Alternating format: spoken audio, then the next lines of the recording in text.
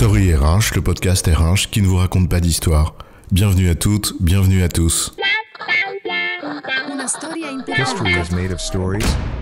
Dans cet épisode, nous allons faire une petite mise au point sur les accidents du travail en France.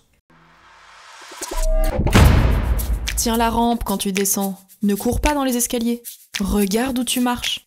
N'utilise pas ton téléphone en marchant. Suis bien le chemin balisé. C'est bon, ça va, je suis pas un gosse. On les connaît tous, les consignes de sécurité. Jusqu'au jour où tu te vautres dans l'escalier. Ou pire, le camion de livraison au petit matin. Tu l'as pas vu. Il t'a pas vu. Surtout que t'avais rien à faire là. C'est con. Si tu avais suivi le chemin indiqué, ça serait pas arrivé. Ouais, non mais ça va, on est au 21e siècle. En France, les gens ils meurent plus au travail. Enfin, on est sûr de ça ? C'est ce qu'on va voir. Accident du travail, petite mise au point, c'est quoi l'histoire ? Commençons par explorer les faits avec quelques chiffres sortis de la DARES, une étude de 2022 sur l'année 2019 en France.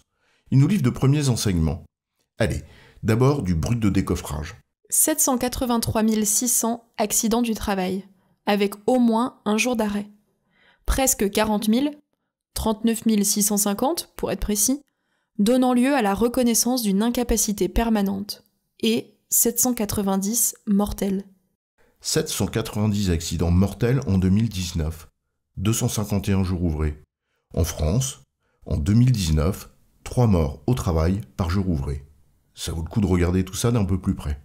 Histoire de mettre les points sur les i pour celles et ceux qui, enfermés au 38e étage de leur tour lumineuse aux beaux espaces de coworking, pensent des mesures parfois un peu hors sol.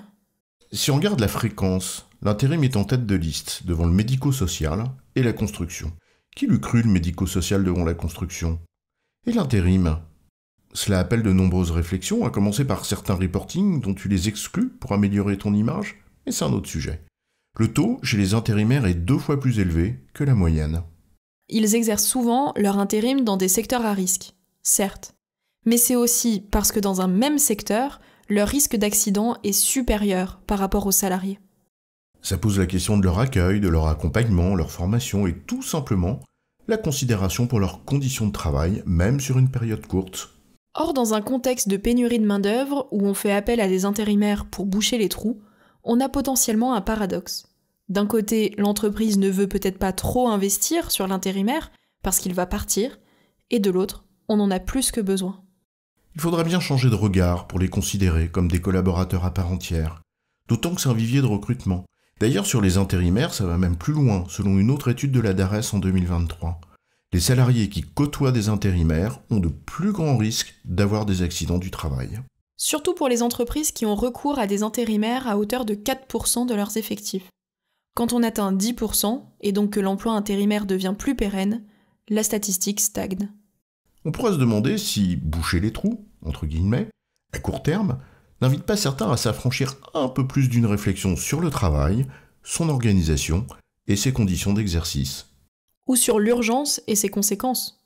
Tu bouches les trous parce que tout va trop vite. Trop de charges, pas assez d'effectifs pour l'absorber. Donc on va au plus pressé. On fait au mieux, comme on peut. Cela interroge clairement sur la formation, l'intégration, la prise de poste.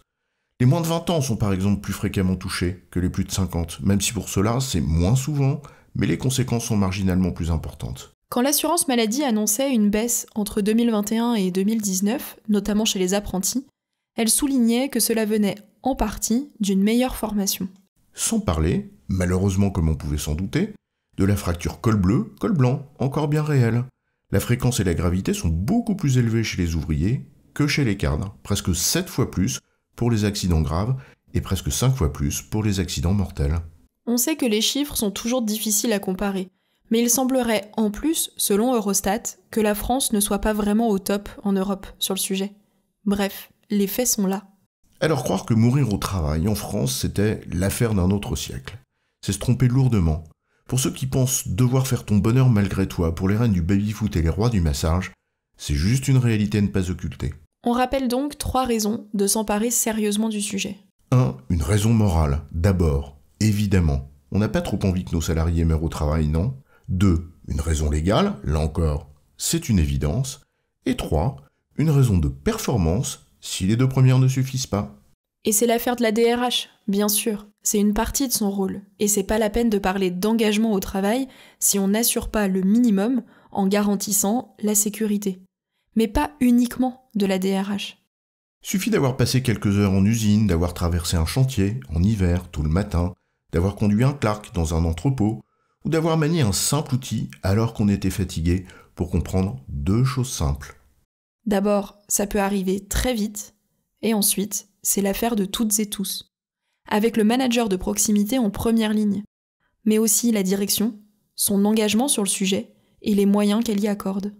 En résumé, certains pourraient penser que les accidents du travail sont d'une autre époque. Et pourtant, c'est une réalité brutale pour une partie de la population, notamment les ouvriers et les intérimaires. Si en réduire le risque, c'est loin de suffire pour fidéliser, ça peut suffire pour faire fuir. C'est un sujet dont il faut s'emparer réellement. J'ai bon, chef ? Oui, tu as bon, mais on va pas en faire toute une histoire.